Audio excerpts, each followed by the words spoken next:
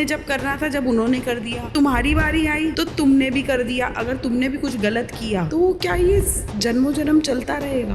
उसकी उसने कदर नहीं की, तो ये व्यक्ति ने अपना भाग्य खराब कर लिया। अब अगले जीवन में पूरे चांसेस हैं इसको पैसा नहीं दिया जाएगा। ये भावनाएं मन में आती है, मतलब वो चीज आपने इम्प्लीमेंट नहीं करी लाइफ में, तो ये भी कर्म में कनेक्ट होते हैं। यानी हर कष्ट की ना टाइम पीरियड भी होता है। इस तकलीफ का एक टाइम पीरियड, मेरी पिछली बार मैंने जो तकलीफ दी थी उसकी वजह से सामने वाले वो जो हम पूजा पाठ करते हैं वो भी कर्मों में ऐड होते हैं। जो आपने अगर कहीं कुछ त्रुटि कर दी होगी अपने जीवन में तो वो ठीक हो जाएगी। लेकिन अगर कर्म सुधार लेना तो बहुत कुछ सुधर जाएगा, आगे का जन्म भी सुधर जाएगा। लव में धोखा मिलता है तो धोखा मिलता है तो क्यों मिलता है धोखा? ये हमारे भाग्य होता है या हमारे कर्म होते हैं पिछले जन्म के? जिस चीज की कमी है वही कैसे बांटूं मैं? प्यार की कमी है, प्यार बांटो। ज्ञान की कमी है, ज्ञान बांटो। मोटिवेशन की कमी है, मोटिवेशन बांटो। कोई एक टिप दीजिए मेरे व्यूअर्स को जो थर्ड आई को जागृत करने में उनके काम आए। शिवानी अग्रवाल टॉक्स पे आपको मैं पहले भी कई महान हस्तियों से मिलवा चुकी हूँ। आज मैं आपको मिलवाने वाली हूँ संजीव मलिक जी से, जो कि हैं लाइफ कोच। सर के खुद के channel Sanjeev Malik life coach पे 22 लाख से ज़्यादा सब्सक्राइबर्स हैं। लोग उन्हें देख के अपनी ज़िंदगी सुधार रहे हैं। फेसबुक पे 6 लाख से ज़्यादा फॉलोअर्स हैं और सर ने कई बुक्स भी लिख रखी हैं। तो आइए मिलते हैं सर से और बात करते हैं पास्ट रिग्रेशन और लॉ ऑफ कर्मास की। तो आइए मिलते हैं। नमस्कार सर। जी नमस्कार सर। आप कर्मास पे बात करते हैं, आप बात करते हैं पास्ट लाइफ रिग्रेशन पे बात करते हैं, तो कर्मास और भाग्य में क्या अंतर? कर्म से ही भाग्य बन रहा है। जो आज मेरा कर्म है कल को मेरा भाग्य बन जाएगा। वो एक व्यक्ति किसी तरह की, जैसे मान लो फॉर एग्जांपल, एक व्यक्ति जो है वो लगातार जीवन में पैसे की कदर नहीं करता। परमात्मा ने उसको पैसा दिया और पैसे को चाहे जुए में लगा रहा है, चाहे उसको दूसरों, अपनी ईगो को, अपनी पावर को दिखाने के लिए दूसरों का दिखावा कर रहा है, यूज़ कर रहा है। मतलब एक तरीके से उसने परमात्मा के दिए हुए इस कीमती, अब जो उसको मिला, सम्मान मिला, परमात्मा की तरफ से दौलत मिली, उसकी उसने कदर नहीं की। तो ये व्यक्ति ने अपना भाग्य खराब कर लिया। अब अगले जीवन में पूरे चांसेस हैं इसको पैसा नहीं दिया जाएगा। इस जीवन में था लेकिन उसने कदर नहीं की तो पैसा नहीं मिलेगा, तो उसने अपना भाग्य खराब कर लिया। अगले जीवन में आगे कहेगा मेरे पास पैसा क्यों नहीं है, मेरी किस्मत क्यों खराब है?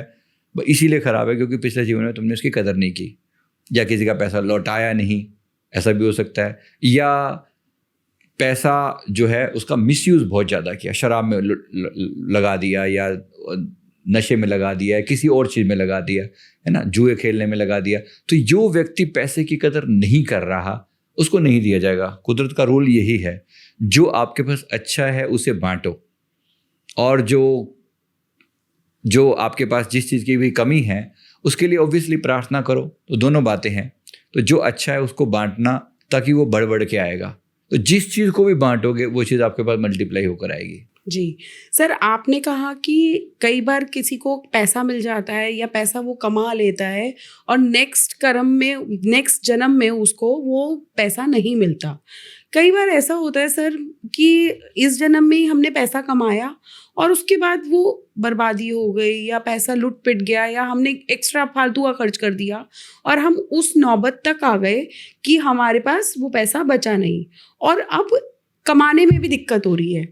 तो क्या वो जो इस जन्म में मिला था उसके हम जो कर्म भुगत रहे हैं वो इसी जन्म में भुगत रहे हैं, आगे भी चलेगा ये? देखो, अगर आपने अपनी गलती को सुधार लिया तो ये बात इसी जीवन में ख़त्म हो जाएगी।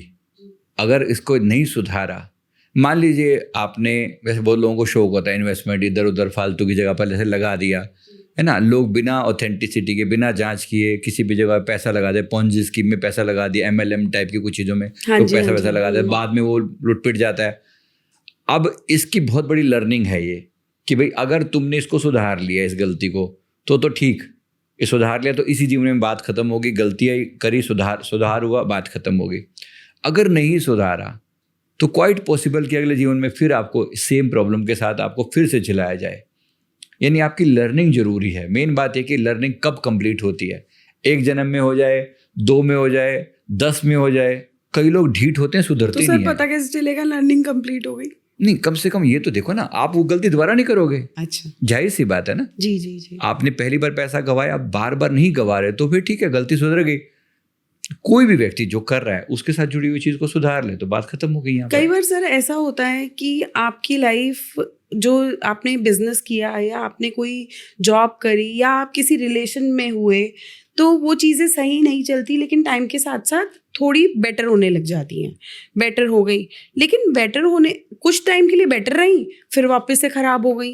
तो ऐसा क्यों होता है? इससे भी कोई कर्मा का रिलेशन होता है? नहीं, डेफिनेटली देखो, आप कोई भी चीज़ के लिए मेंटेन करना, एक लंबे समय तक उसको रिटेन करना भी तो जरूरी है ना। कोई भी चीज़ को आप लेके चल रहे हो, फॉर एग्जाम्पल देखो, एक व्यक्ति के बारे में मैं एग्जाम्पल बता रहा हूँ।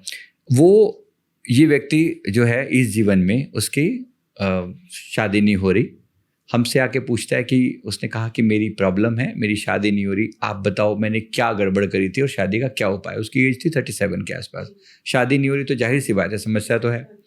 अब हमने उसको वो देखा, क्या कहते हैं, उसके लाइफ में हमने देखा कि उसका पास्ट लाइफ रिग्रेशन किया। तो वो क्या करता था पिछले जीवन में, वो एक सरपंच था।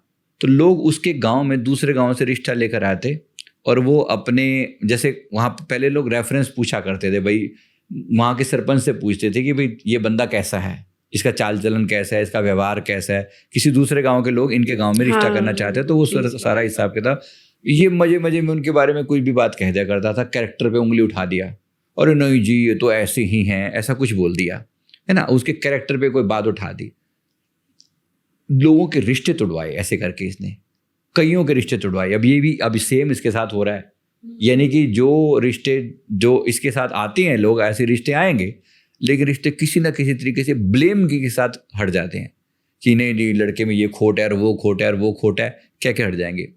अब देखो, ये कर्म का सिद्धांत है।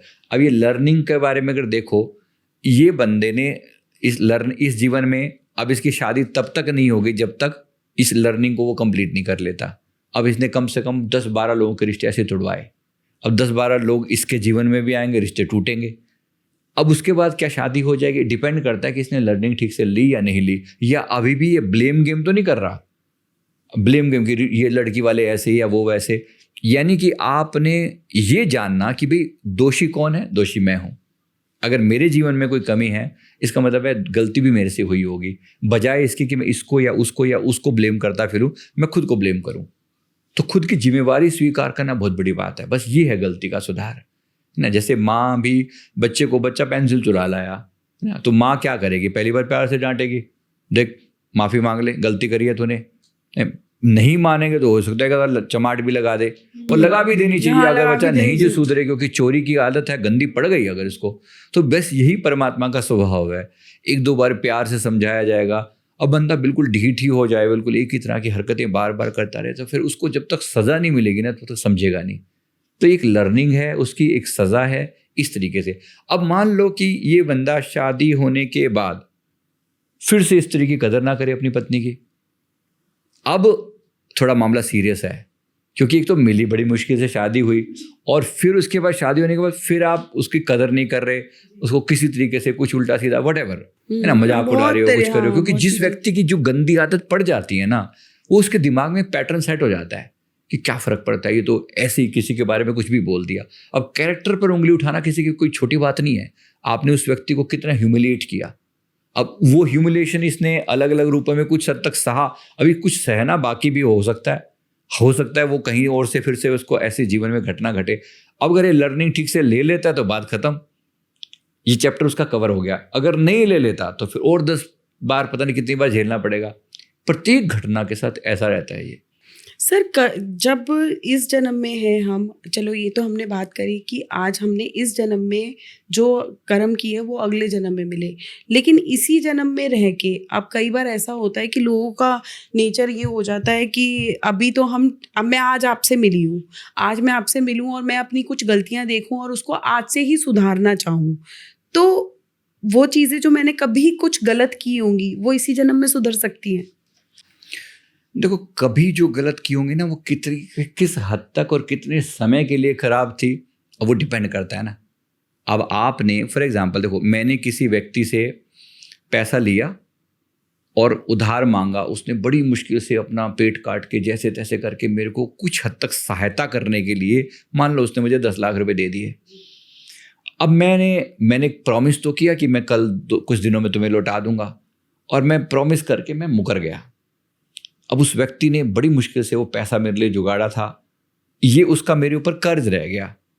अब उसको कितनी पीड़ा हुई, कितना दर्द हुआ, हो सकता है मेरी उस चीज़ को कंपनसेट कर ही ना पाया हो, उसको पूरा करने में उसको बेस्ड ऑन कि वो कितना अमीर या कितना गरीब था, हो सकता है बहुत गरीब आदमी से मैंने बड़ी मुश्किल से पैसा उससे निकाल के, अपना ज़मीन बेच के उसने मेरे को पैसा दिया हो हेल्प करने के लिए।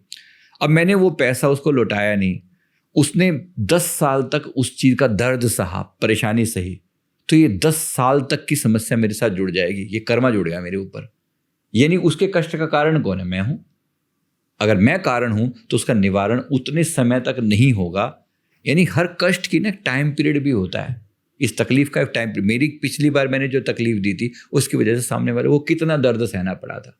मेरे पास एक बंदा आया, उसके ना पेट में दर्द रहता था, कहता कि पेट का दुखता रहता है, फिर बाकी भी और बहुत सारी समस्याएं, किडनी विडनी, ऐसे कई चीज़ें, कभी ठीक नहीं रहा वो। कहता है जब से मेरी होश संभाली है, मेरी 2-3 साल की उम्र से मेरी माँ बताती है कि मैं तब से बीमार हूँ और तब से मेरे इलाज चल रहे हैं।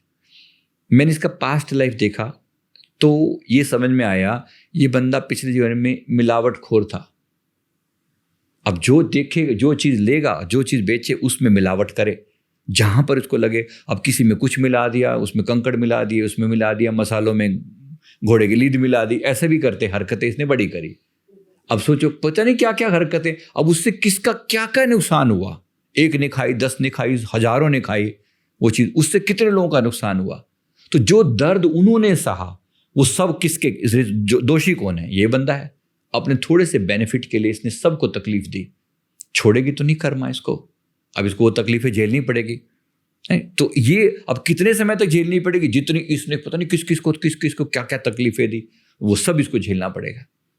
इसी तरह एक दूसरे व्यक्ति के साथ था, उसने मेरे को वो बोला कि उसके ना बॉडी में कहीं कहीं पर ऐसे कुछ, ऐसे कभी यहाँ कभी चोट लग जाती है, कभी यहाँ का चोट लग जाती है, कभी यहाँ, कभी अलग अलग बॉडी पार्ट में कुछ लाल रेडिशनेस ही आ जाएगी। बहुत दर्द रहेगा, बहुत तकलीफ रहेगी, कई दिनों तक दुखता रहेगा, और फिर धीरे धीरे धीरे करके बिना किसी दवा के ठीक होता है। दवा लगा लो कोई असर नहीं, मतलब कुछ दिनों के लिए रहेगा, 15, 20, 30 दिन, और फिर थोड़ी देर ठीक हो जाएगा, फिर कुछ और चालू हो जाएगा, फिर कुछ और हो जाएगा। तो मैं पूछता है कि क्या कारण है? मतलब जाहिर सी बात है, हमने पास्ट लाइफ किया तो ये समझ में आया ये बंदा एक शिकारी था। तो गुलेल से ये पक्षियों को मारा करता था। अब गुलेल लेके वो निशाना लगा के मारा, कभी अभी किसी पक्षी के यहाँ लगी जाके, उसने वो छर्रा सा लगाता है, वो मारा ऐसे, किसी के यहाँ लग रहा है, और वो बेचारा पक्षी मरता तो नहीं, या मर भी रहा कभी कभी, लेकिन कितनी दर्द उसको झेलना पड़ा, लंबे समय तक वो दर्द धीरे धीरे धीरे करके ठीक हुआ। अब देखो वो सेम पेन, कभी इसके यहाँ मारा, कभी वहाँ मारा, कभी आंख पे लगा, किसी के यहाँ लगा। पक्षी का इतना सा शरीर, आप इतना मोटा छर्रा मारोगे तो कहीं तो बेचारे को लगेगा, और जैसे तैसे जहाँ लगा वो सारे कितनों को तकलीफ दी। अब परमात्मा देखो आपको ये कहे कि किसको दोष दे रहा है, ये दोष अपनी किस्मत, अपनी गलती। अब ये कहे कि मेरी किस्मत ऐसी है, किस्मत नहीं, तुम्हारे कर्म ऐसे हैं, दिस इज कर्मा। वो कर्मा अब किस्मत बन के आ गया, और कब तक झेलना पड़ेगा आप पता नहीं। इसने कितने पक्षियों को मारा, मतलब ऐसे करके तकलीफ दी, वो सबको जितना दर्द था ना उसका इक्विवेलेंट दर्द इसको सहना पड़ेगा। This is law of karma, सीधी भाषा में। तो जितना दिया दर्द उतना सहना पड़ेगा, जिस चीज के लिए जो दिया वैसा सहना पड़ेगा, जिस तरह से दिया उस रूप में सहना पड़ेगा। परमात्मा का सीधा सीधा न्याय है ना। तो जो भी हो, कर्म करते हुए इंसान सचेत रहे, गड़बड़ कर रहा है जैसे तैसे करके उसको भुगतना तो पड़ेगा, प्यार से भुगत ले। कभी कभी तो उस भुगतने के चक्कर में इंसान का पूरा डायमेंशन चेंज कर दिया जाता है। जैसे फॉर एग्जांपल एक व्यक्ति जो है ना हमें बोलता है आके, मेरे घर में एक जो मेरी बहू आई है, पुत्रवधू, उस पुत्रवधू के उसकी एज रही, उस बंदे की एज करीब 60 के आसपास की। हमें क्या कहता है, मेरे घर में जब से मेरी पुत्रवधू आई है ना, तब से उसने मेरे घर को बिल्कुल जैसे नरक बना दिया है। सब पर हुक्म चलाती है, चिल्लाती है, गुस्सा करती है, और इतना तकलीफ। उसने सारी प्रॉपर्टी जो है, हमारी प्रॉपर्टी अपने नाम करवा ली है, आते कुछ चाल बाल करके, जैसे भी करके। और अब जैसे सुनते भी हैं, अब किसी को कितना भी बहुओं को दोष देना सबको आता है, लोग करते हैं ऐसे करके, है ना। वो पराये घर से आई है, उसके ऊपर दोष देना लोगों को ईजी लगता है। सबके अपने अपनी गलतियां भी हो सकती है, लेकिन अब पीछे एक पन्ना पलट के देखो। पास्ट लाइफ का मतलब ही क्या है कि आप चीज़ों की प्रॉब्लम की जड़ तक जा रहे हो, केवल सिम्टम नहीं देख रहे। ऊपर से देखोगे तो आपको लगेगा कि वो बहू कितनी गलत है ना, वो सबके साथ बुरा कर रही है, उसको ऐसा नहीं करना चाहिए। हर किसी को तो नहीं पता, हर किसी को नहीं पता ना कि क्या हुआ था, है ना। तो अब उसके गम में, मतलब उसने जो प्रॉपर्टी सारी अपने नाम कर ली, उसके गम में इसकी पत्नी चल बसी, इस व्यक्ति की जो वाइफ थी वो चल बसी, यानी उस लेडी की सास। अच्छा, अब हमने इसका पास्ट लाइफ किया तो क्या प्रॉब्लम्स, क्या समझ में आया। पिछली लाइफ में ये जो पर्सन है, ये एक तरीके से ये जो जैसे साहूकार था, जो अभी ये बंदा है, इसने किसी को ब्याज पे पैसा दिया, किसी को ब्याज पे पैसा दिया। और वो क्या करते थे, सूद, वो ब्याज भी ऐसा होता था, लेते हैं वो 10% ब्याज, काफी मतलब ज्यादा महीने का इंटरेस्ट इतना, लगा के लेते है ना, हैं, इंटरेस्ट लगा के। तो उस बेचारे ने सारा चुकने के जो भी उससे बन पड़ता था, जिससे लिया। अब किससे लिया? वो जो पर्सन था, इस लेडी का जो आज इसकी पुत्र वधू है, इसका पति था, वो इसका पति था। मतलब वो पति पत्नी थे, वो जो पति पत्नी थे, वो दोनों से ने इनसे वो लिया, पैसा लिया, इनसे पैसा लिया। और वो उनका अपना वो अब जब पैसा लौटाने की बारी, उन्होंने जितना था वो लौटा दिया, फिर उसके ऊपर ब्याज लगाते लगाते लगाते फाइनली इसने इतना वो बिठा दिया कि तुम्हारा घर, तुम्हारा परिवार, तुम्हारा खेत वेत सब अब मेरा हुआ अब से, ऐसा करके। मतलब उनको जमीन पर लाके खड़ा कर दिया, पैसा वसूल करने के बाद भी। अब इस गम में उस किसान ने सुसाइड कर लिया। जिस बंदा था वो इसका पति था उस जीवन में, जो इस जीवन में इनकी पुत्रवधू है वो इसका पति था। उसके गम में उसने सुसाइड कर लिया, ठीक है। अब उसकी जो पत्नी, मतलब वो जो थी, उसने इसको बहुत रिक्वेस्ट करी, हाथ पैर जोड़ती कि अब हमारे साथ बुरा मत करो, ऐसा मत करो। मन में जब कुछ नहीं कर पाई तो मन में संकल्प लिया कि तुझसे बदला जरूर लूंगी। अब ये बदला लेने के लिए इनकी पुत्रवधू बन के इस जन्म में आई है, देखो। और उसके आने से एक तो सारी प्रॉपर्टी अपने नाम करवा ली, सेम बदला पूरा हुआ, पिछले वाला पुराना, है ना। वो खुन्नस लिए हुए थी ना, वो ऊर्जा लिए हुए थी ऐसी कि मुझे जाते ही मुझे इस बंदे के ऊपर, अब ये देखो क्यों उसी के साथ ऐसा कर रही है, क्यों उसी के साथ ऐसा हो रहा है। मेन बात तो ये है ना, वो जब वो सवाल करे वाई मी, तो वाई मी का आंसर ये है कि तुमने ये हरकत करी थी। दूसरी बात, अब देखो, जैसे उसने पैसा के कारण उसके पति ने सुसाइड कर लिया, इसकी पत्नी ने सुसाइड कर लिया इस बार, है ना। तो बात को बिल्कुल इक्वेट किया जाता, बिल्कुल 1 to 1 ऐसे करके, जो कर्म किया, जैसा किया, उसको वैसा ही तकलीफ उसको भुगतनी पड़ रही है। लोग कहने को दोष दे देते हैं किसी पर भी, पर कितने बुरा लगता है, कितना अजीब लगता है कि कहीं ना कहीं इनका भी हरकत, इन्होंने भी ऐसा किया होगा। सर, आप जैसे कि आपने बताया, किसी एक को देख के आपने उसकी बहू के बारे में भी बता दिया, उसकी वाइफ के बारे में भी बता दिया कि सुसाइड किया उन्होंने। तो पास्ट जो रिग्रेशन करते हैं हम, उसमें एक पर्सन का करने से औरों का भी पता चल जाता है। भाई रिलेटेड है ना सारे, तो सबकी फोटोज लाई जाती हैं। जब हम बात करते हैं, मान लो मैं एक व्यक्ति को ट्रांस में लेकर जा रहा हूँ, तो मैं बाकी सब उससे जो जुड़े हुए लोग हैं उनके बारे में भी सवाल कर सकता हूँ। ये पॉसिबल होता है, आप कर सकते हो ऐसा। सर, कई बार ऐसा होता है कि लव में धोखा मिलता है, तो धोखा मिलता है तो क्यों मिलता है धोखा? ये हमारे भाग्य होता है या हमारे कर्म होते हैं पिछले जन्म के, क्या होता है? देखो, है तो सारा, अगेन मेरे पास आएंगे तो मैं तो कर्मों की ही बात करूंगा। यही बात आप किसी एस्ट्रोलॉजर से जाकर पूछेंगे तो वो कहेंगे भी आपका शुक्र खराब है ना। वो कहने को तो भाषा उनकी वही होगी, पर बात क्या होती है कि मुझे किसी एस्ट्रोलॉजी से कोई प्रॉब्लम नहीं है, लेकिन भाषा से प्रॉब्लम जरूर है। आप दोष दे रहे हो किसको? शुक्र को। शुक्र को दोष नहीं है, शुक्र इंडिकेट कर रहा है। अगर मैं कहूं तो शुक्र इंडिकेशन करने वाला है, मीटर है। मीटर इस बात के लिए दोषी थोड़ी है कि फॉल्ट कहां पर है ना। मीटर बता रहा है कि कहीं ना कहीं फॉल्ट है। तो शुक्र का खराब होना ये बता रहा है कि कर्म खराब है ना। मेन बात क्या है? कर्म इंडिकेट कर रहे हैं, तो शुक्र के रूप में हमें दिखाई दे रहा है कि शुक्र इसका नीच का है, तो इसको पत्नी से इधर से तकलीफ होएगी। तो गड़बड़ कहाँ करी? कर्म ने करी। इंडिकेट करने वाली जो तरीका है वो शुक्र है। इसी प्रकार इसने किसी का अपमान किया, फॉर एग्जाम्पल, तो अपमान किया तो वो चीज़ वो अल्टीमेटली कहाँ पर आए? इनका सूर्य खराब होगा, वो यानी मान सम्मान नहीं मिलेगा। अगर किसी का अपमान किया तो सूर्य खराब होगा। इस प्रकार से वो कहीं ना कहीं साइंस उस रूप में उस बंदे के सामने आएगा, है ना। अब मेरे पास अगर कोई बंदा आके कहता है कि मेरे साथ ऐसा हुआ, मतलब मेरे को, आपने मेन सवाल किया था रिलेशनशिप के बारे में ना, तो रिश्तों का जो बात है, जैसे अब देखो रिश्तों में क्या है, एक सिंपल प्रिंसिपल है, जो दोगे वैसा ही मिलने वाला है।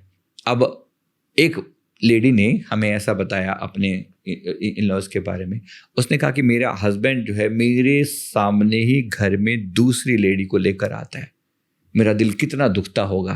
मतलब बात सीरियस है, सच में किसी को भी कितनी तकलीफ होती होगी हम सोच सकते हैं।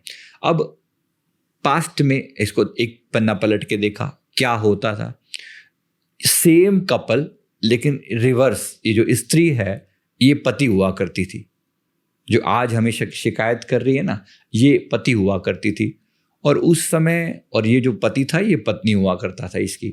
ये जो कपल है, मतलब ये उस जीवन में ऐसा था कि उस जीवन में ये जो हैं ये दोनों एक तरीके से उस समय गुलाम खरीदे जाते थे। तो ये जो पति था, मतलब जो ये जो स्त्री है जो पीछे जीवन में पति थी, ये एक लड़की को खरीद कर लाई और उसे परमानेंटली अपने साथ उसने रखा और उसके सामने, मतलब उसको, तो वो इतना तकलीफ होती होगी ना उसको, इतना दर्द, और वो तकलीफ उसके अंतर में उतरी पड़ी है। इस जीवन में आते ही वो उसके साथ वैसा व्यवहार करेगा, उसके अवचेतन मन में, उसके संस्कारों में ये बात स्टोर है कि मुझे इसके साथ ऐसा करना है। हालांकि वो व्यक्ति बाकी सब चीज़ों में अच्छा है, लेकिन इसके प्रति वो दुश्मन जैसा व्यवहार करता है कि इसको नहीं छोड़ूंगा। अब देखो कहाँ से आई ये बात, वही दुश्मनी उसी व्यक्ति के साथ डाली हुई है। तो रिश्ते, प्रत्येक रिश्ते में एक सिंपल सी चीज़ है, प्यार दोगे प्यार मिलेगा, धोखा दोगे धोखा मिलेगा, सम्मान करोगे सम्मान मिलेगा, अपमान करोगे अपमान मिलेगा। तो शादी नहीं होती, बच्चे नहीं होते, कई बार रिश्तों में माँ बेटे सम्मान की नहीं नहीं मिलता। बनती, माँ बेटी एक ही घर में रह के वही हाँ। बच्चे को हमने जन्म दिया है, ऐसा होता है कि नहीं हाँ। बनती माँ बेटे की। कई बार ऐसे रिलेशंस होते हैं कि हस्बैंड वाइफ का सब कुछ है, सारी चीजें हैं आपके पास, उसके बावजूद भी एक मनमुटाव हमेशा चलता मनमुटाव रहता बना है। रहता है, सही मतलब बात है। लड़ते नहीं है लेकिन मनमुटाव हमेशा बना रहता है। कई बार ऐसा होता है कि दोस्तों के साथ ज्यादा अच्छा रहता है लेकिन फैमिली के साथ अच्छा नहीं रहता है। तो ये सब चीजें क्या है, कर्मा से रिलेटेड है या भाग्य भी है? बहुत सारी बात, सब कर्मों का एक बेस तो बनता ही है ना। कर्मों से कुछ चीजें और भी ऐड हो सकती हैं, लेकिन बेस तो कर्मों से बनता है। एक लेडी हमारे पास आके कहती है कि मेरी ना बेटी है 2 साल की, सिर्फ 2 साल की बच्ची है, पर पता नहीं क्यों मुझे ऐसा लगता है कि जैसी ये सामने आती है ना, मैं इसका गला घोंट दूं, अपनी ही बेटी का गला घोंट दूं। हमारे भी बना पल्ले पड़े भाई, ऐसा बंदा कोई क्यों सोचेगा कि मैं अपनी बेटी का गला घोंट दूं। कहते मेरे का जब तक दिल करता है, मेरा कभी भी रात को नींद में मेरा हाथ न ऐसे जाता है उसकी तरफ, और कई बार मैंने खुद को रोका है ये कह के भी, पता नहीं मैंने कभी गलती से भी कर दिया तो मैं अपने पति को बीच में सुलाती हूँ, उसको परली तरफ सुलाती हूँ। गलती से मैंने कभी कर दिया तो इतना ज्यादा होता है। हाँ, तो बड़ी अजीब सी उसने कहा, तो हमें भी बड़ा फील हुआ, भी हुआ कैसे, कैसी क्या बात है। अच्छा, जब इनकी स्टोरी खोल के देखी तो पास्ट लाइफ में ये जो स्त्री है और इसकी बेटी है, ये दोनों बहनें थी। ये जो लेडी है ये बड़ी बहन थी, वो छोटी बहन थी। जब इसकी शादी हुई बड़ी बहन की, तो इसकी शादी किसी अच्छे घर में हुई और उसको बहुत समझदार पति मिला, जैसे भी था, मतलब वो एक अच्छे लेवल पर, इनका बड़ा प्यार था, भाव अच्छा था। तब तक ये जो छोटी वाली बहन थी ये बहुत छोटी थी। समय बीता, कुछ 10-12-15 साल के बाद जो है अब वो बड़ी हो गई, एक लेवल आया, इनकी शादी को 15 साल हो गए अच्छे से जीवन बिताते हुए। जब ये बड़ी हुई तो एक दिन इसका पति जो है उसको लिवाने के लिए, बड़ी वाली को जो थी, तो वो उसको घर लिवाने के लिए आया, तो उनका और इसकी छोटी बहन का आपस में अफेयर हो गया। उसके पति का और इसकी छोटी बहन का आपस में। तब तक ये बड़ी हो चुकी थी, पहले ये बच्ची थी, फिर ये बड़ी हो गई, तो इनके साथ अफेयर हो गया। देखो दिखने में कितनी चीजें बुरी लगती हैं, आज भी हम सोचे तो भी क्या घटना घटी है। देखो अब हो गया जो भी। अब पंगा क्या है ना, ये आपस में फिर ये दोनों मिलके सहमति से भाग गए। अब सोचो, अपनी ही छोटी बहन 15 साल के रिश्ता जो उसके साथ, अपने पति के साथ इसका खूबसूरत जीवन चल रहा है, सारे जीवन को आग लगाकर चली गई। अपने उसके पति, मतलब अपने जीजा के साथ भाग गई, समझो कितना बुरा लगेगा उस सोच को, कितना दर्द इसने सहा होगा।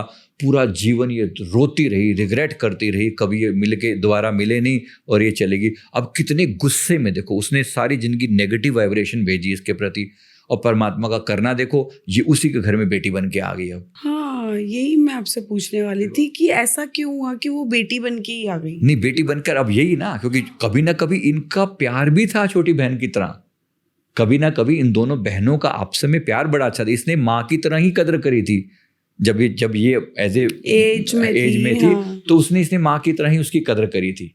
अब देखो कुदरत का खेल देखो, एक तरफ प्यार था और उसी लड़की के प्रति मन में इतनी नफरत आई क्योंकि उसने घर जला दिया उसका, तो उसके मन में कितनी नफरत आई। सोचो, परमात्मा का खेल देखो। अब वही खेल अब सामने हमारे दिख रहा है।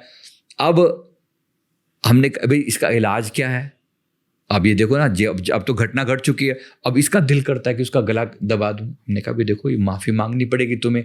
पहली बात तो तुमने कर्म समझ लिया, अब इसको पहली बात तो माफ़ करो। बार बार मन में फॉरगिवनेस की फीलिंग लाओ कि मैं इस लड़की को पुरानी गलतियों के कारण मैं क्षमा करती हूँ, माफ़ करती हूँ। देखो अभी तक तो क्या था, पता ही नहीं था इसको, अभी तक तो ये था बस मार डालूं।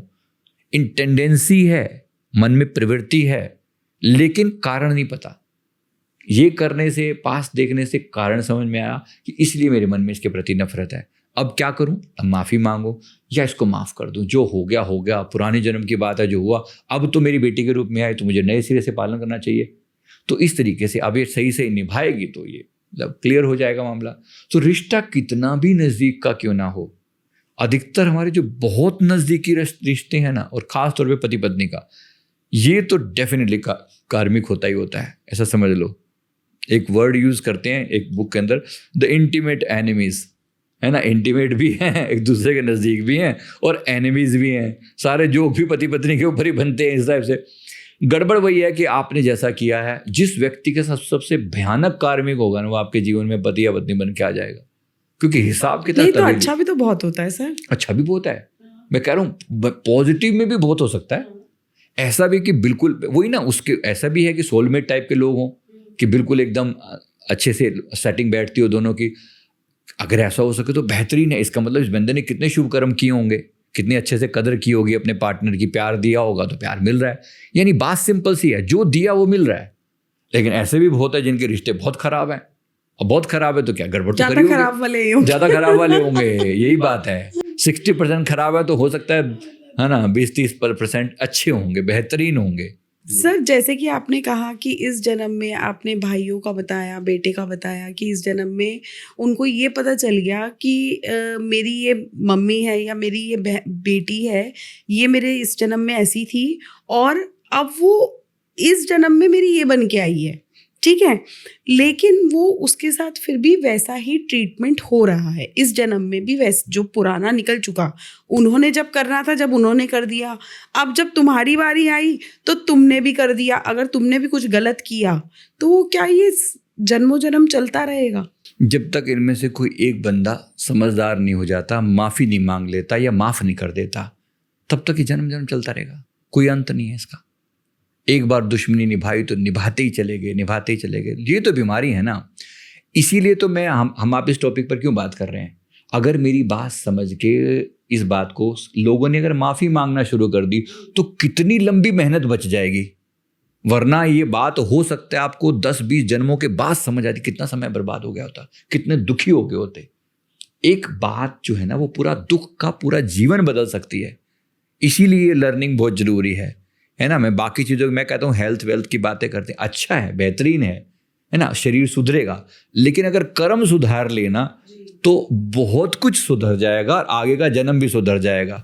अदरवाइज लोग ऐसी बेवकूफ़ियाँ बार बार करते हैं। मेरे पास एक पिता पुत्र आए, उनकी भी रिश्ता ऐसा अजीब कि वो आए मेरे को अलग से, जैसे काउंसलिंग कर रहे हैं, तो मेरे को बेटा बोलता है कि सर एक बार पर्सनल बात करनी है। साइड में लेकर गया, फिर पता नहीं मेरे को क्या दिक्कत होती है, पापा को देखते ही दिल करता है इनका सिर फोड़ दूं मैं। बच्चा बोलता है मेरे से, जो कर रहा है जो कर रहा है, हाँ वो आपके लिए कर रहे, पापा फिगर ऐसी है कि वो आप ही के लिए करेंगे। हाँ, तो कहता है मैं उनका सिर फोड़ दूं, मेरा ऐसा दिल करता है, पता नहीं क्या है। यही सेम बात फिर वो पिताजी मेरे को अलग से साइड में जाके, यार पता नहीं है तो मेरा बेटा, पर इतना गुस्सा आता है इसके ऊपर, इतना गुस्सा आता है, ऐसा लगता है इसको मार डालूं बस, जैसे तैसे हो सके। दोनों अपने अपने ढंग से एक दूसरे के प्रति दुश्मनी दिखा रहे हैं।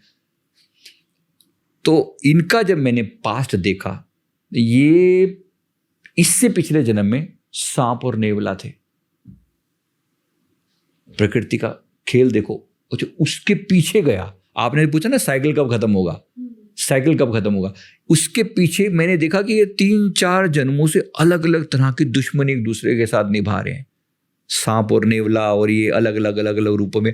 एक जो मेन जो जन्म था जहां इनकी प्रॉब्लम क्रिएट हुई थी, तो क्रिएट कैसे हुई थी, जो इनमें से जो पिता है वो किसी समय में एक राजा के यहाँ कर वसूली वाला मिनिस्टर टाइप हुआ करता था, जैसे हमारे यहाँ कलेक्टर वर्ड होता है ना, कलेक्टर यानी इस तरीके से वो, तो वो टैक्स वसूल करने वाला व्यक्ति हुआ करता था। तो वो टैक्स वसूल करना उसका काम था, जगह जगह जाना, साहूकारों से इतना इतना इतना इतना जो भी है वो लेकर आना। अच्छा, इनमें से एक साहूकार ये था, जो बेटा है वो उनमें से एक साहूकार था। अच्छा, जब जब सब ठीक ठाक चल रहा था तो ये टैक्स भी दे दिया करते थे, भाई इतना धान के 2 बोरे तुम्हारे, 10 बोरे तुम्हारे, राजा का टैक्स हो गया ये। तो एक बार बिल्कुल सूखा पड़ा, गंदे वाला सूखा पड़ा, कुछ नहीं हुआ, बल्कि उनका जो भी था छोटा मोटा वो भी बिक गया, कैटल वैटल मर गए। पहले तो ये होता था सूखा बड़ा भारी चीज हुआ करती थी, तो सूखा पड़ा वो खत्म, वो टैक्स वसूल करने वाला फिर आ गया। अब उसका फर्ज नहीं बनता उस समय कि उस समय वो टैक्स वसूले, जाके बता दे, लेकिन वही अपनी हेकड़ी जमानी, मैं राजा के सामने ऐसे कैसे कह दूं, मैं तो दिखाऊंगा कि मैं टैक्स वसूल करके लाया।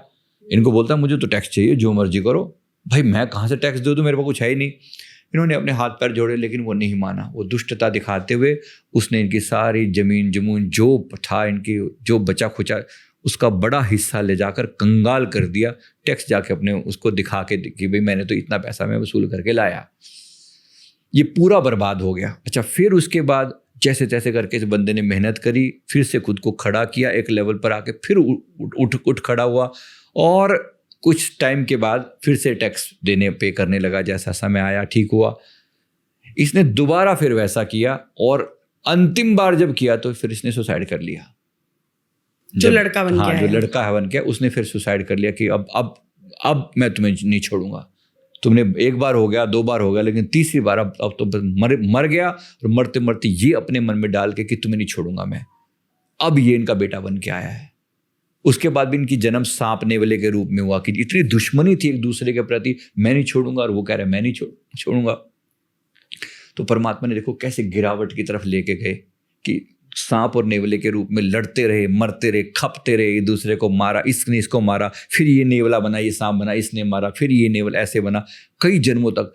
अभी भी हमें जो इंडिकेशन मिला जब हमने इनकी वो देखा, तो हमें पता लगा कि अभी भी अगर उन्होंने माफ नहीं किया, अगले जीवन में फिर इनकी ये खेल ऐसे ही चलता रहेगा। देखा जाए तो फादर को माफी मांगनी चाहिए इसमें, बिल्कुल, क्योंकि बेटा तो बर्दाश्त करता आ ही रहा है ना। बेशक बेसिक तो यही था। बिल्कुल सही बात है। तो फादर को माफी मांग बताया, फिर जब उसको समझाया तभी उसको पल्ले पड़ी ना, क्योंकि एक जीवन में मैंने बुरा किया, अगले जीवन में इसने बुरा कर दिया। अब वो सांप बन गया, वो नेवला बन गया, उसने उसको मार डाला। अब उसके मन में दुश्मनी तो रहेगी ना, फिर इसने उसके साथ किया, उसने उसके साथ किया, ना वो समझने को तैयार, ना ये समझने को तैयार। छोड़ूंगा नहीं मैं इसको, ऐसा कर दूंगा, वैसा कर दूंगा। उसने थोड़ी बहुत बदनामी भी करी होगी उसकी, जाहिर सी बात है, कुछ उसने भी किया होगा छोटी मोटी, फिर खुन्नस भी आ जाती है ना कि छोड़ूंगा नहीं इसको, काइंड ऑफ। तो वो चलता रहा साइकिल ऐसे करके। तो इस तरह से अब क्या है, अब हम दोनों को समझाया, इनकी काउंसलिंग करी, इनको समझा के कि भाई पहली चीज़ है माफ़ी मांगो और एक दूसरे को माफ़ करो, हाथ पैर जोड़ो, जो मर्जी करो। अगर तुमने अगली बार फिर ऐसे ही कुत्ते बिल्ली वाला खेल नहीं खेलना तो तुम्हारी मर्जी है ना, अगली बार खेलना है तो खेलते रहो। फिर अगर तुम्हें फिर से सांप नेवला बनना है तो बन जाना। अगर मेरे पास आए हो तो इलाज करवा के जाओ, ढंग से माफ़ करना सीखो। इसमें सबसे बड़ी जो लर्निंग थी माफ़ करना। मैं माफ़ी मांगता हूँ, मैंने गलती करी थी तो, और अगर आपने गलती करी तो मैं माफ़ करता हूँ। तो व्यक्ति पहली बात यहाँ से शुरुआत करे, फिर अपनी कमियाँ सुधारे, परमात्मा तो ठीक कर ही देगा चीज़ों को। ऐसे सर कहते हैं भगवत गीता में कहा गया है कि कर्म करे जाओ, फल की इच्छा मत करो। और यहाँ तो कर्म और फल दोनों जुड़े हुए हैं, जितनी भी आपने स्टोरीज बताई, और सब कर्मों से जुड़ी हुई हैं, और फल वैसे ही मिल रहे हैं जैसे कर्म करते आए हैं। तो ये कोट का क्या मतलब हुआ? इसका मतलब है कि शुभ कर्म करते हुए ना, उसके बारे में, इच्छा के बारे में, मतलब उसके बारे में ये चिंता मत करो कि उसका फल क्या मिलेगा। आप उसके लिए ज़्यादा टेंशन मत लो, वो प्रकृति आपको देगी ही देगी।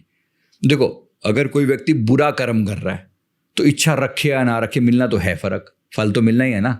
बुरा कर्म कर रहा है तो वो परमात्मा को कह के थोड़ी कर रहा है कि ये प्रभु बुरा कर्म किए, जरा फल दे देना, है ना। जो दिक्कत तो तब कर रहा है जब वो अच्छा कर्म कर रहा है। अच्छा कर्म करता तो लोगों को दिखाता है, या फिर किसी तरीके से कि प्रभु देख कितना बड़ा काम किया, आज मैंने 10 लोगों को खाना खिला दिया, देखो चलो थोड़ा सा कुछ आने दो, है ना। भगवान से लोग ऐसे ही कहते हैं ना अल्टीमेटली। अब ये जो मांग रहे हैं ना, जब मांग के लिया तो जो कर्म बनता है ना, दे तो देगा परमात्मा, ऐसा नहीं कि फल नहीं है।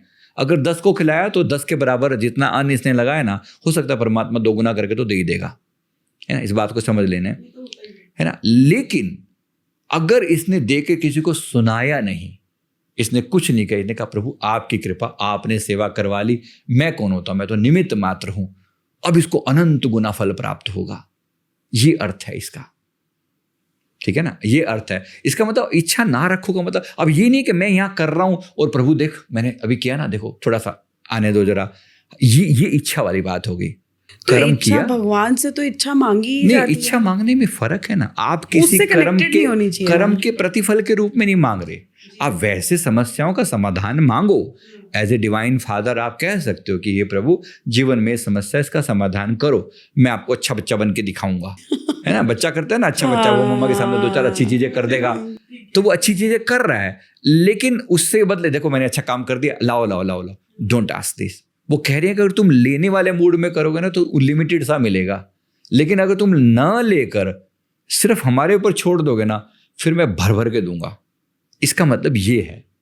तो छोटी छोटी बातों के लिए क्या गिनाना है, मैंने ये कर दिया, मैंने वो कर दिया, वो कर दिया, वो कर दिया। अरे परमात्मा दे रहे हैं ना, दे के चुपचाप अपना काम किया, दिया तो अनंत गुना होकर लौटेगा। इसका अर्थ ये है, इन जनरल ये है कि इच्छा मतलब मन में अपने भाव में रखो, प्रार्थना करके समर्पित कर दो, तुम्हें अनंत गुना होकर मिलेगा। अगर मैं होता ना, मैं भगवान की तरह ऑफर निकालता। लोगों ने ना इसको उल्टा समझ लिया। लोगों ने कहा कि कर्म करो और फल की इच्छा मत रखो। मैं कहूँगा कि अगर कर्म करो और भूल जाओ और अनंत गुना फल पाओ, है ना। कर्म करो, भूल जाओ और अनंत गुना फल पाओ। आज एक नया कोड हो गया। हाँ, कि कर्म करो और भूल जाओ और अनंत गुना फल पाओ, अनंत गुना फल पाओ। अगर मांगोगे और उतना ही करोगे तो फिर उतना मिल जाएगा। आपने 1 दिया, हो सकता है 2 होकर मिल जाए, है। तो ये है निस्वार्थ कर्म करना। सब मिलेगा, जरूर मिलेगा, भर भर के मिलेगा, पर तब बहुत ज्यादा मिलेगा जब आप मांगोगे नहीं। कई बार ऐसा होता है सर कि मन में हमने कर तो दिया किसी का, कभी कोई दबाव में कर दिया, कभी अपने मन से कर दिया सामने वाले का, कि जो हमें करना था हमने उसकी रिस्पेक्ट कर दी। हमें चाहे खिलाना पिलाना था, चाहे देना लेना था, चाहे यही है जीवन में, यही सब चीज़ें हैं, कुछ भी है कर दिया। लेकिन मन में कभी करने की वो गलत भावना ले आए, या ऐसा सोचा कि मैं तो बहुत अच्छा करता हूँ, मैंने तो इतना करके रख रखा है, मैंने तो इतना सब कुछ दे रखा है इनको, या मैं इतना अच्छा करती हूँ, मैं तो हर वक्त करती ही रहती हूँ। ये भावनाएं मन में आती हैं। आप सिर्फ मन में आई, करा नहीं आपने, मतलब वो चीज़ आपने इम्प्लीमेंट नहीं करी लाइफ में, तो ये भी कर्म में कनेक्ट होते हैं। अगर आप सिर्फ सोच रहे हो तब तक तो कर्म नहीं है, लेकिन अगर आप जुबान पर भी ले आए तो कर्म बन गया। सोचने तक में कोई कर्म नहीं है। कलयुग का एक प्रभाव है, ये बहुत अच्छी चीज़ है। कम से कम कलयुग के अंदर सोचने का बुरा नहीं है, जबकि सतयुग में सोचने का भी बुरा कर्म काउंट हुआ करता था। सतयुग में और बाकी सभी युगों में, कलयुग मात्र में ऐसा है कि सोचने की बुराई इंक्लूड नहीं है। अगर मन ने ऐसा कहा, मान लो मन ने कहा कि मैंने तो बहुत बड़ा काम कर दिया ऐसे करके, फिर आपने खुद थोड़ी देर बाद आपकी कॉन्शियसनेस जागी और फिर आपने कहा कि नहीं यार मैं ऐसे क्यों सोच रहा था, इसमें कौन सी बड़ी बात है, परमात्मा ना दे तो मैं कैसे करूं, इसलिए शुक्रिया तो परमात्मा का। ऐसा ही होता तो है। आपने मन को समझा लिया, तब तक कोई कर्म नहीं बना। ये बात अपनी बात अंदर के अंदर में रहेगी, तब तक तो मामला गड़बड़ नहीं है। गड़बड़ कब होएगी, जब आपने या तो जुबान पे ले आए या किसी को सुना दिया, ऐसे करके डायरेक्ट नहीं कहा, इनडायरेक्टली किसी को कह दिया, देख मैं इसके लिए क्या क्या कर रही हूँ, या ऐसा कुछ किसी ने भी कहा मैं इसके लिए क्या क्या कर रहा हूँ, तो फिर वो कर्मों में जुड़ गया, वो कर्मों में जुड़ गया। उसका प्रभाव जो है फिर उसके हिसाब से दिया जाएगा। कई बार सर देखिए, कर्म तो ठीक है, कर्म किया हमने, अब हम कर्म के साथ साथ रोज की पूजा पाठ भी करते हैं। हमारे बड़े लोग कहते हैं कि रोज जो हम पूजा पाठ करते हैं वो भी कर्मों में ऐड होते हैं, कि भाई जो हम कर्म कर रहे हैं उसमें ऐड हो रहे हैं वो भी। आप पूजा करोगे तो आपको जो आपने अगर कहीं कुछ त्रुटि कर दी होगी अपने जीवन में तो वो ठीक हो जाएगी। तो क्या ऐसा भी होता है? डेफिनेटली देखो, पूजा पाठ कहीं ना कहीं पॉजिटिव बनाती है आपके जीवन को। आप कनेक्ट कर रहे हो, किसी मंत्र का जाप कर रहे हो, मन को शांत करती है। कोई भी पूजा, कोई भी पाठ आप सोचो, अगर वो सच में मन से जुड़ी हुई है, दिखावा नहीं है, तो आप अपने लिए जाप कर रहे हो। आपने जैसे फॉर एग्जांपल आपने महामृत्युंजय मंत्र का जाप किया या गायत्री मंत्र का जाप किया, यो महंग हनुमते नमः या गण गणपते नमः, जो भी आपको मंत्र अच्छा लगा आपने लंबे समय तक उसका जाप किया। अब जब आपने ऐसा किया तो उसके फलस्वरूप शांति तो मिली, मन को आनंद तो मिला आपको, तो एक वे में ये कर्म का प्रतिफल मिल गया आपको तुरंत। एट द सेम टाइम उसमें इतनी ताकत होती है मंत्रों में कि वो मंत्र आपके पुराने कर्मों को काटने में भी या उसके प्रभाव को कम करने में भी अपना असर दिखाते हैं। जैसे गायत्री मंत्र में इतनी शक्ति है, वो पाप विमोचक मंत्र कहा जाता है कि सच में अगर फॉर एग्जांपल अब मैंने किसी जीवन में, मान लो कि मैंने किसी जीवन में पक्षियों को तकलीफ दी थी एक मिनट के लिए, हैं, तो मैंने अब तो क्या कर सकता हूँ, एक मैं पशु पक्षियों की सेवा करूँ, पर एट द सेम टाइम मैं हर वक्त तो नहीं सेवा करते रह सकता, जाके दाना डालूंगा, सुबह डाल दूंगा, दिन भर में क्या करूँ।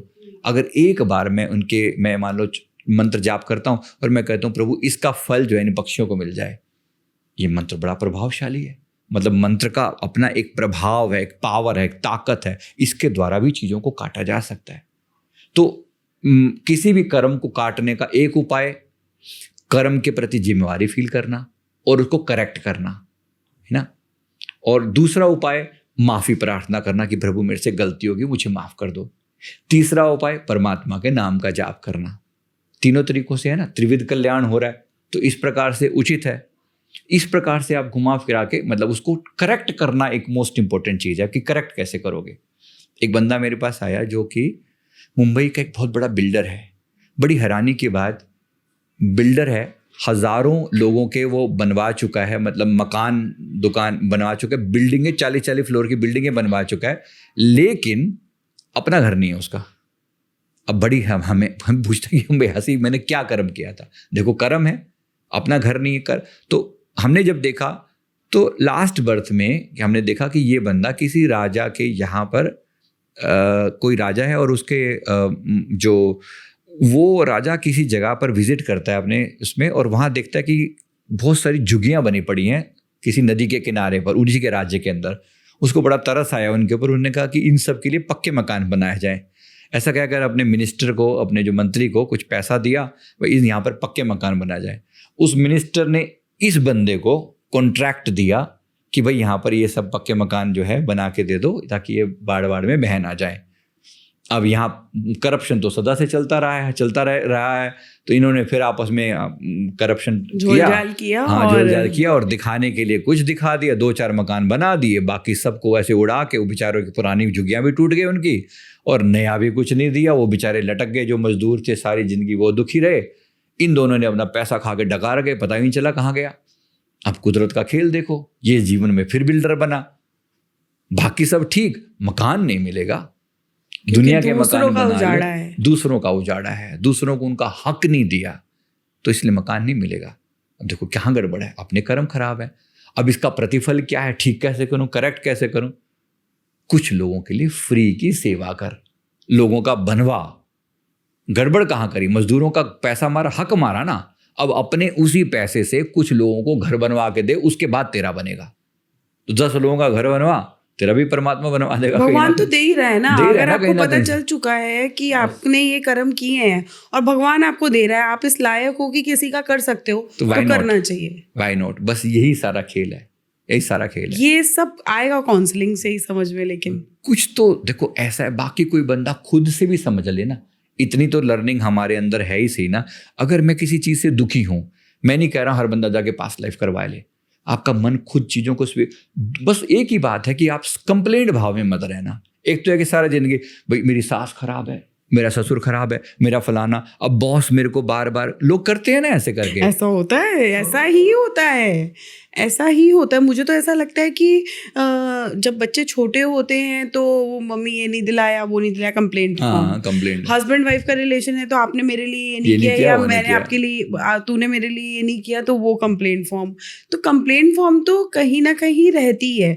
और भाई बहन भी मुझे ऐसा लगता है कि शादी से पहले, शादी के बाद थोड़े रिश्ते डिफरेंट हो जाते हैं, शादी से पहले भाई बहन भी आपस में एक दूसरे को कंप्लेंट करते रहते हैं।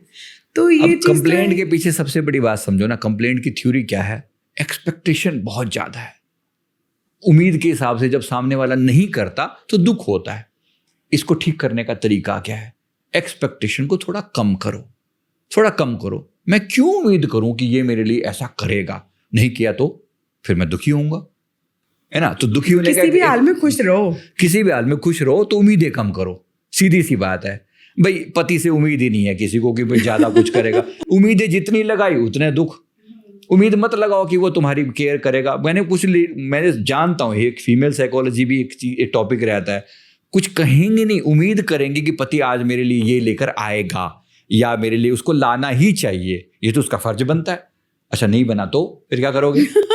है ना? तो इसको समझना, इस बात को, कि अगर कहीं ना कहीं मैंने अपनी उम्मीदें कम कर ली, कि नहीं लाएगा, नहीं, वो जैसा है मैं उसे वैसा ही स्वीकार करती हूँ। होता क्या है, हम जिम्मा उठा लेते हैं, मैं इस पति को तो मैं सुधार के रहूंगी, है ना? पत्नियां भी अपने मन में संकल्प कि मैं उसको सुधार के रहूंगी। अब सुधार के रहूंगी तो सुधारे रहो। फिर बात हमेशा नहीं बनती। दूसरों से जहां उम्मीदें होंगी, चाहे वो कोई भी क्यों ना हो, वो दुखदायी होंगी। उम्मीदें कम। लेकिन सर इंसान ही तो है। ये बात ठीक है आपकी, फिर भी कहीं ना कहीं इतनी समझ तो विकसित हो ही जाती है ना। जितनी उम्मीदें लगाई उतना दुख पाया, या तो करते रहो फिर दुख पाते रहो, अब आपकी मर्जी है ना? सोचने की बात क्या है कि जैसे हमने समझ में आ गया कि जितनी उम्मीद लगाएंगे दुख होगा, तो मैंने उम्मीदें कम कर दी। मैंने एक्सेप्ट किया कि बंदा ऐसा ये नहीं देगा, बल्कि उसके बजाय मैं अपने मन को डिफरेंट तरीके से तैयार करता हूँ।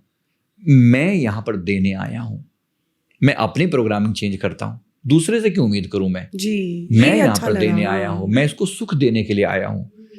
अगर मैं एज ए वाइफ, तो मैं अपने पति को सुख देने आई हूँ, अपने बच्चों को सुख देने आई हूँ। मैंने ऐसा मन में माना। बहुत जमीन आसमान का फर्क है इन दोनों बातों के अंदर। एक, मुझे इन बच्चों से उम्मीदें बड़ी हैं, मेरा बेटा मेरे लिए ये सेवा करेगा, अच्छा नहीं की तो फिर मैं दुखी होंगी, जाहिर सी बात है। अगर मुझे दुखी नहीं होना, तो मैं अपने जीवन का मंत्र मैं अपने साथ रखती हूँ, मैं खुश हूँ, मैं आनंदित हूं, और मेरी खुशी किसी पर डिपेंडेंट नहीं है। सबसे बड़ी बात पकड़ना, मेरी खुशी किसी पर डिपेंडेंट नहीं है। अब पत्नी ये मान के ही बैठी है, पति आएगा घर में, कुछ लेकर आएगा, कुछ गिफ्ट शिफ्ट लाएगा तो ही मैं खुश होंगी, नहीं तो मैं दुखी हूं। अब वो दुखी ही रह जाएगी फिर, है ना? भगवान ना करे ऐसा। बात ये कि आपने उम्मीदें कम करें, ये है कर्म करना और फल की इच्छा ना करना। वास्तव में ये है कि आपने इच्छा नहीं करी, फिर भी अगर आ गया तो बड़ा खुशी होगी फिर तो, है ना? उम्मीदों का समझना, क्योंकि उम्मीदें बहुत ज्यादा हैं। एक सिंपल सी बात सोचो, आप कहीं जा रहे हो, मान लीजिए आपका बाहर निकलते निकलते आपका पर्स निकल के नीचे गिर गया और आप गाड़ी में कहीं जा रहे हो। अब आप ही का कोई रिश्तेदार, मान लो आपके हस्बैंड या कोई, उन्होंने उठा के पीछे से पर्स कि आपका तुम्हारा पर्स गिर गया है, ऐसा करके उन्होंने आपको दे दिया। क्या सच में आप उतना थैंकफुल फील करते हो? बात को समझना। अब यही चीज कोई अनजान व्यक्ति करता है ना? आपका पर्स गिर गया और कोई अनजान व्यक्ति आपको आके पर्स देता है, फीलिंग्स चेंज, जमीन आसमान का फर्क है। और ये तो मेरा पति है, इनको तो करना ही चाहिए था। फर्क है ना? समझो, देखो कितना फर्क है।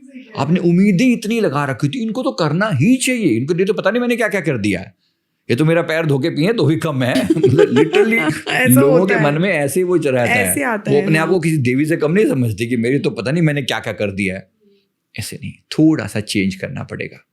मैं यहाँ लेने नहीं देने आया हूं, मैं यहाँ लेने नहीं देने आया। जैसे आपने मन की प्रोग्रामिंग चेंज करी, अब बिहेवियर चेंज होना शुरू हो जाएगा। अकॉर्डिंगली थोड़ा कम, एक्सपेक्टेशन कम, और कम नहीं करेगा ये बंदा। नहीं करेगा तो क्या, मैं तब भी सुखी हूं। अगर कुछ करेगा तो मैं बहुत सुखी हो जाऊंगी। अगर गलती से भी, उम्मीद नहीं थी लेकिन फिर भी उसने कुछ किया, फिर खुशी बड़ी होती है।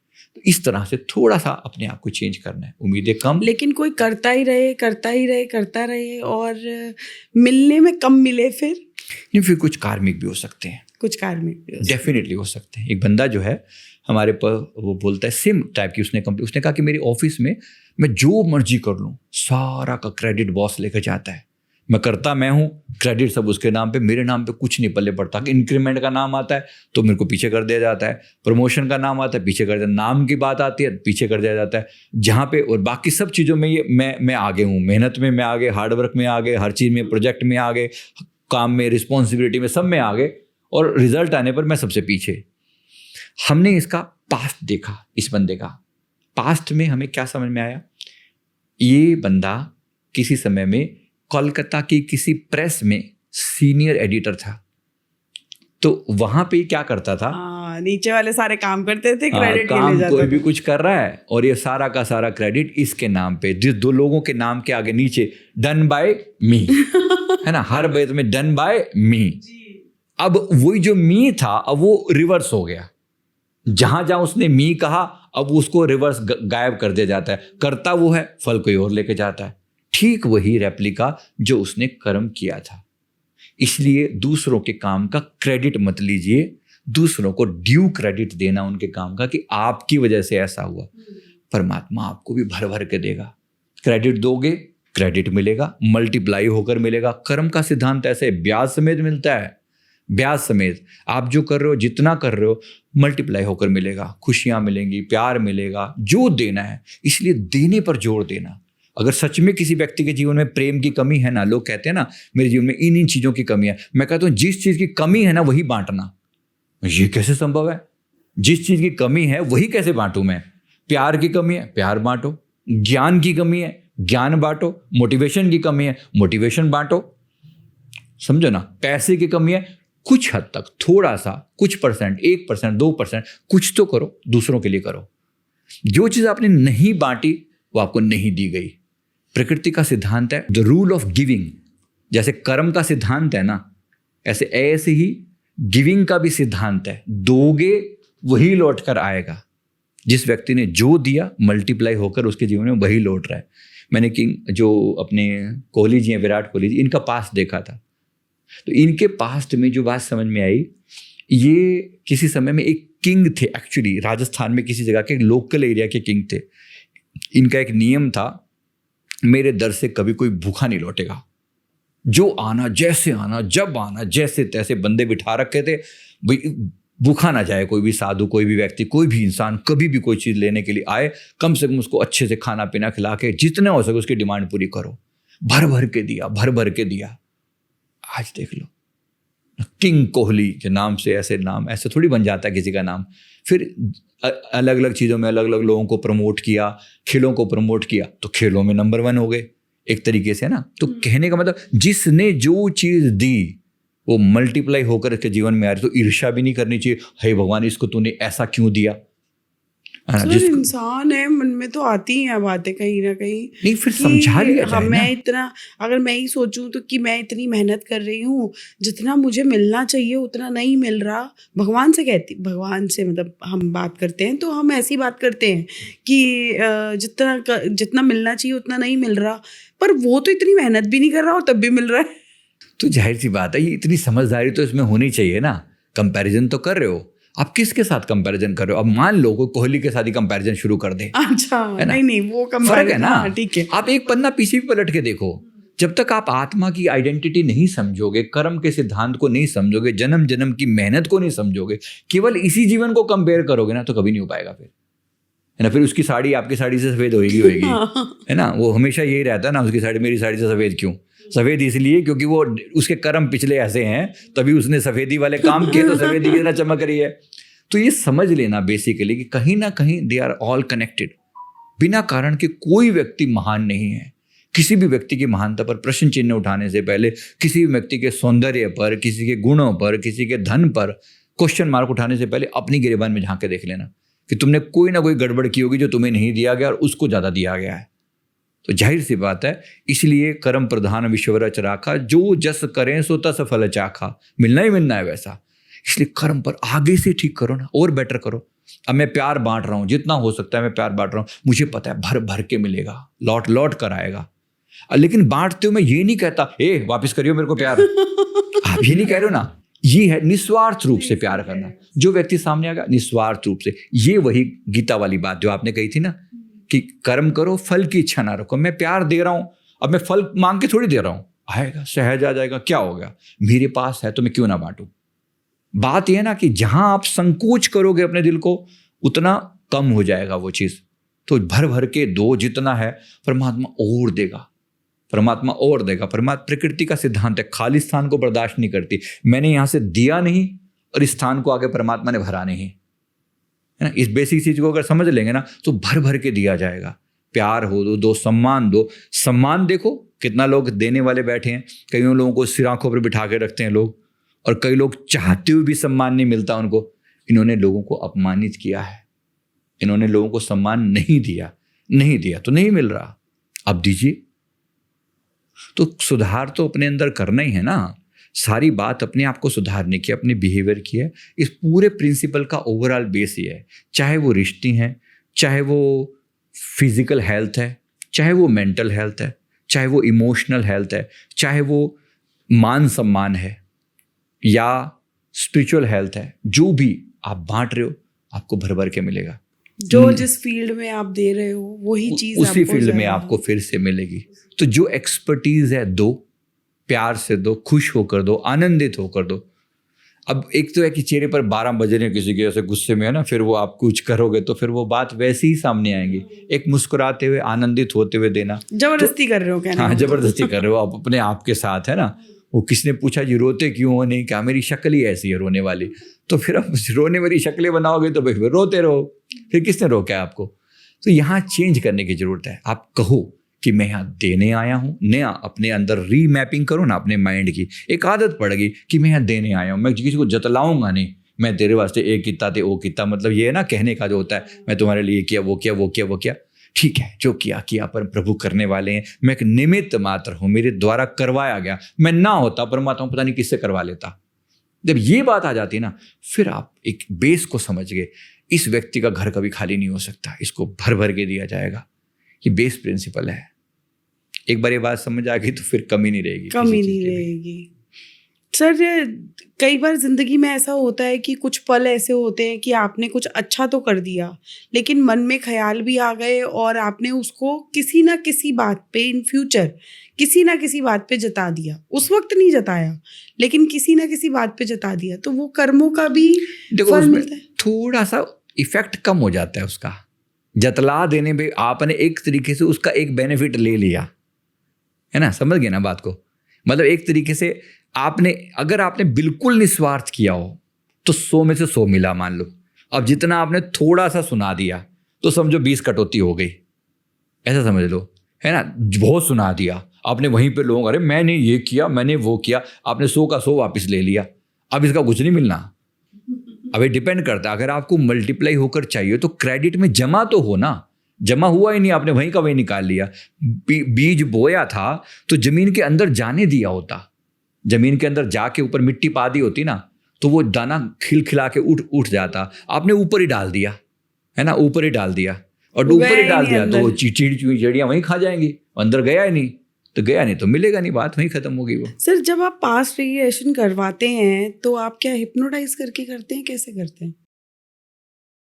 2-3 टेक्निक्स अलग अलग होती हैं, उसमें एक हिप्नोटाइज करना भी है। हिप्नोटाइज करके डीप रिलैक्सेशन में ले जाकर और तब उसको वो दिखाया जाता है, ऐसा भी होता है। और भी टेक्निक है, थर्ड आई के थ्रू भी हम देख पाते हैं। जैसे कोरोना टाइम में जब लोग फिजिकली नहीं आ पाते थे, अपने अपने घरों में कैद थे, तब हमने ये टेक्निक डिजाइन की थी कि उसकी थर्ड आई से अगर आप केवल फोटो भी भेजेंगे तो फोटो के थ्रू भी वो किया जा सकता है। तो फिर आपको बताएगा कौन? जैसे जब सामने वाला प्रेजेंट नहीं होगा, नहीं बताएगा कौन, एंजल बताते हैं। हम उसके अंदर जाके रीड कर सकते हैं, वो डेटा उसके दिमाग में है, आपके कंप्यूटर के हार्ड डिस्क में वो चीज़ पड़ी है।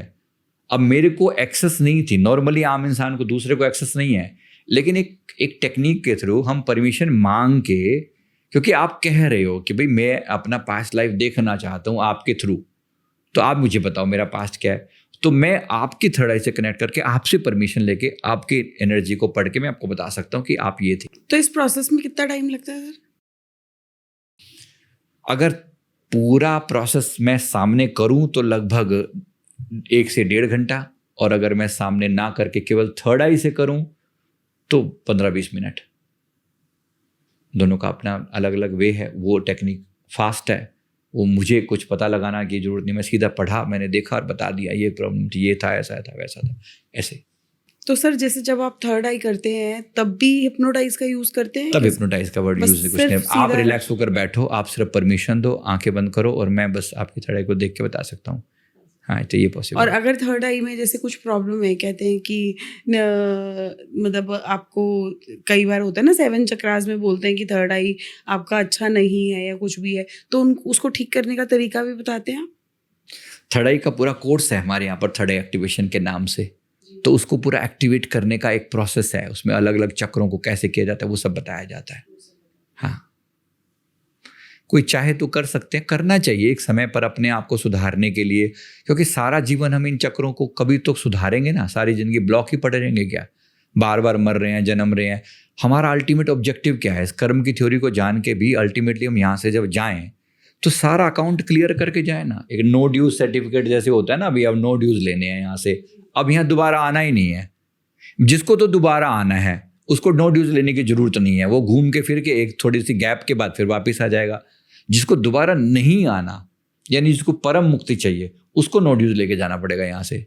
तो इसीलिए कुछ लोग कहते हैं ना कि मैं तो हमारे जीवन में चाहता हूँ, हमारे जीवन में कष्ट बहुत ज़्यादा आते हैं। कुछ लोग ऐसा बोलते हैं ना कि हमारे जीवन में कष्ट बहुत ज़्यादा आते हैं, हम भक्ति भी करते हैं, कष्ट भी ज़्यादा झेलते हैं। इनके जीवन में कंपैरेटिवली कष्ट भी नहीं और ये खूब मजे भी ले रहे हैं। ये फ़र्क है कि इन लोगों की डिमांड अलग है, तुमने मुक्ति की मांग करी है ना। जो लोग कह देते हैं परमात्मा ने जाने, हे प्रभु बस अब मुझे दोबारा नहीं आना, अब मुझे दोबारा नहीं आना, है ना, तो ये क्या कर रहे हैं? जाने अनजाने में मुक्ति मांग रहे हैं।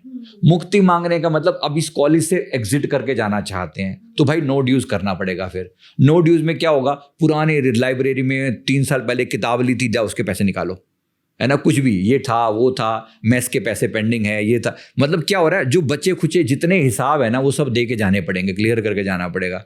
किसके लिए? जिसको कभी लौटना नहीं है, जिसको मोक्ष प्राप्त करना है। तो भाई मोक्ष वालों का जीवन थोड़ा सा टफ होगा।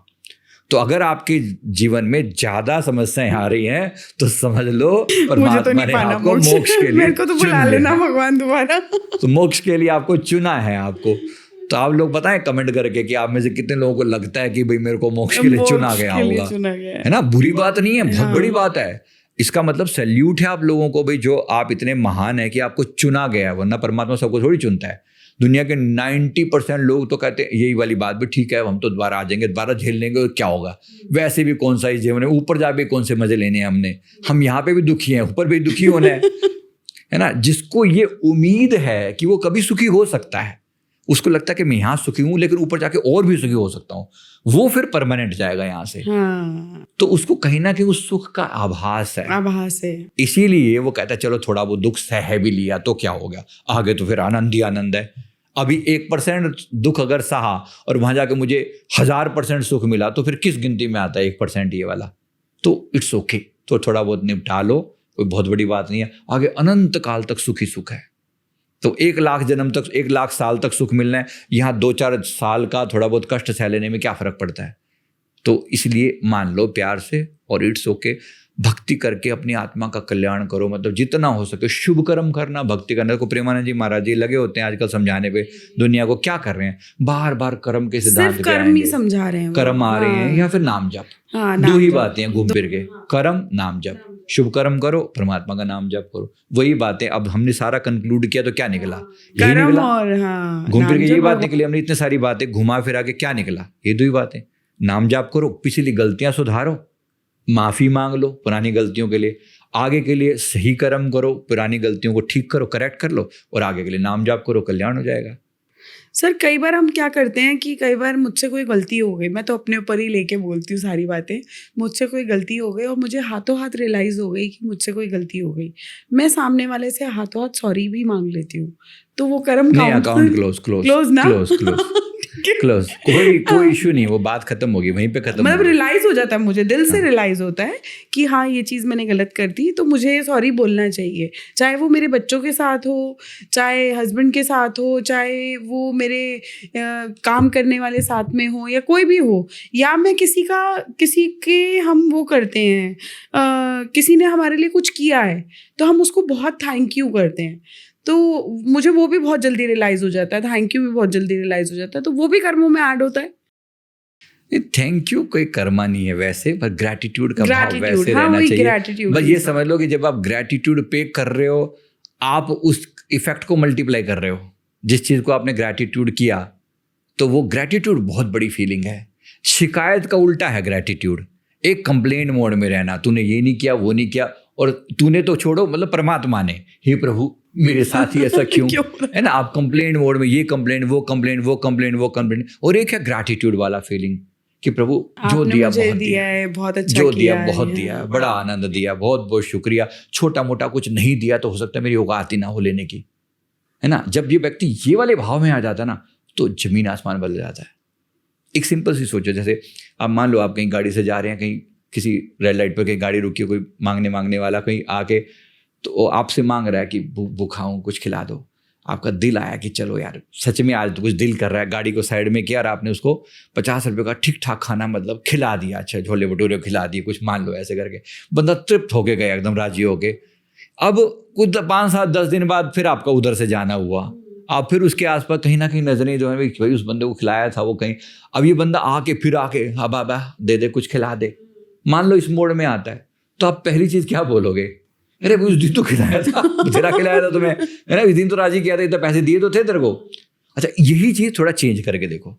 आप जा रहे हो वहां पर, आप शायद भूल भी गए इस बात को, थोड़े दिनों में एक बंदा आपके पास आता है, हाथ जोड़ के खड़ा हो जाता है, आपने पिछली बार जो मुझे खाना खिलाया था ना, आज तक मेरा मन तृप्त है उस चीज से, बहुत बहुत शुक्रिया आपका। आप क्या रिएक्शन होगी आपके बताओ? कि मैं दोबारा खिला दूं। हाँ, मैं और दोबारा शायद ज्यादा दे दूं, ज्यादा दे दूं। पिछली बार 50 का दिया तो आप Gratitude, 500 हाँ। रुपये पकड़ा दो। ये ग्रेटिट्यूड का खेल है। ग्रेटिट्यूड सारी भाव ही चेंज कर देता है। सोचो ना, एक छोटी सी बात, हम जैसा इंसान जब ऐसा सोच सकता है, परमात्मा क्यों नहीं सोचता होगा? ये बंदा जब देखो धन्यवाद ही देता रहता है, प्रभु बहुत बहुत शुक्रिया, बड़ा दिया है आपने, बहुत दिया है। गेम चेंज हो गया पूरा। ग्रैटिट्यूड छोटी बात नहीं है। जैसे आपने ग्रैटिट्यूड पे किया ना, आप परमात्मा ने गेट खोल दिया अपना, तो बता तेरे को क्या चाहिए, है ना। वो कहेगा नहीं, वो उसके पास कोई कहने का मीडियम सीधा नहीं है, वो भर देगा आपका घर वैसे ही। तो ग्रैटिट्यूड इतनी बड़ी चीज है ना, ग्रैटिट्यूड आपके लिए द्वार खोल देता है। तो कंप्लेंट छोड़ दी, उसकी जगह जितना हो सके धन्यवाद। जो छोटी मोटी कंप्लेंट आई तो हो सकता है उसमें क्या, छोटी मोटी तो आएगी, जितना हो सका बार बार उसको पॉजिटिव बना दिया। तो जहाँ ग्रैटिट्यूड वहाँ आनंद है, वहाँ ब्लेसिंग्स है, और जहाँ कंप्लेंट है तो फिर वहाँ तो भूल ही जाओ, फिर जो बचा खुचा है वो भी खत्म हो जाने वाला है ना। ये नहीं दिया, वो नहीं दिया, वो नहीं दिया। अब माफ़ कर दो, बेचारे भगवान को भी माफ़ कर दो, और उसके लिए बस शुक्रिया प्रभु, बहुत शुक्रिया। तो जीवन जीने के ये दो ही ढंग समझ लेते हैं ना, या ग्रैटिट्यूड में जीना या शिकायत में जीना। कर्म की थ्योरी से आपके मन से शिकायत खत्म हो जानी चाहिए, तो ग्रैटिट्यूड ऑटोमेटिकली आ जाना चाहिए। यही अर्थ है इसका। सर, मैं चाहूँगी कि आप, जैसे कि आपने बताया कि आप 7 चक्रास को जागृत करना सिखाते हैं और चीज़ें सिखाते हैं, सिर्फ एक जो आपका थर्ड आई है, कोई एक टिप दीजिए मेरे व्यूअर्स को जो थर्ड आई को जागृत करने में उनके काम आए।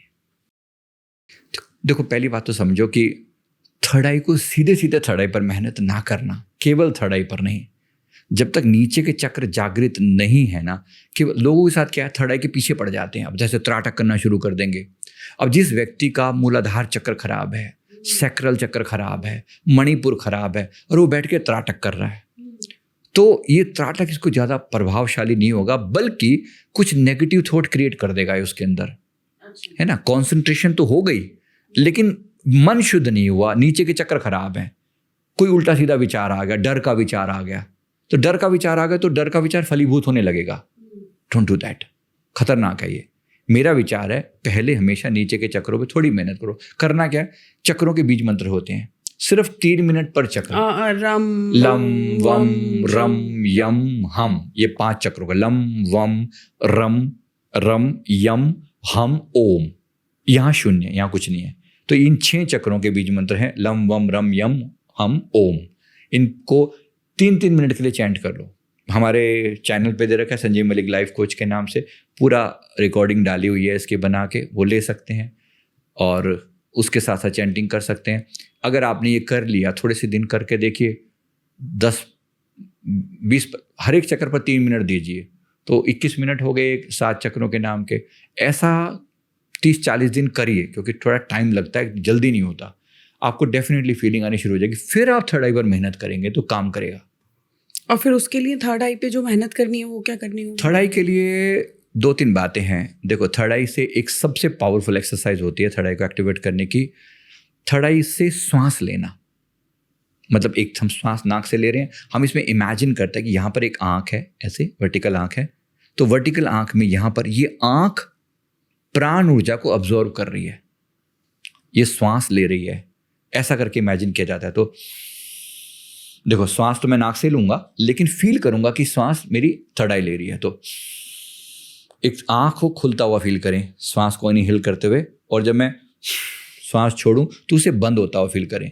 तो इनहेल खुलना, एक्सहेल बंद होना, इनहेल खुलना। होता है, ऐसा होता है, हाँ। बहुत पावरफुल है ये। और साथ में हो सके तो शिवो हम, फील आ रहा है मतलब। तो शिवो खुलना, हम बंद होना, शिवो खुलना, हम बंद होना, ऐसे कुछ देर के लिए करके देखो इसको लगातार। शिवो हम, शिवो हम, शिवो हम, शिवो हम, 5-7 मिनट के लिए इसको करके, बाकी चक्रों को करने के बाद फिर आप करोगे ना थर्ड आई के ऊपर मेहनत, फिर वो सक्सेसफुल होगी और रिजल्ट आएंगे। थोड़े दिनों में थर्ड आई में पावर आने लगेगी, इंट्यूशन पावर बढ़ने लगेगी। त्राटक करोगे तो त्राटक भी सफल होगा, लेकिन ये मेहनत पहले कुछ दिन कर लेना, फिर करना। हाँ, क्योंकि मुझे भी किसी ने, मतलब कि मैं पर्सनल आपसे शेयर कर रही हूँ कि मुझे किसी ने बताया था त्राटक करने का। जब मैंने त्राटक करने की कोशिश करी तो मेरा कॉन्सेंट्रेट नहीं हो पाया। मैंने 2-3 दिन 4 दिन लगातार किया और मुझे ऐसा लगा मेरे और भारीपन हो रहा है, मतलब लिटरली मुझे ऐसा फील हुआ मेरी बॉडी और भारी हो गई है, तो मैंने छोड़ दिया फिर वो।